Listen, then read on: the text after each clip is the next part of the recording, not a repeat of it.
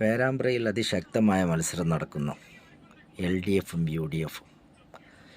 LDFിൻ്റെ കുത്തക സീറ്റാണ് പേരാമ്പ്ര.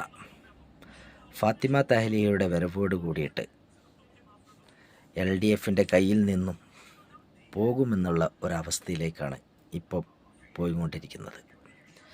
ഫാത്തിമ തഹ്ലിയയുടെ കാടിളക്കിയുള്ള പ്രചരണത്തിന് ജനസാഗരങ്ങളാണുള്ളത്.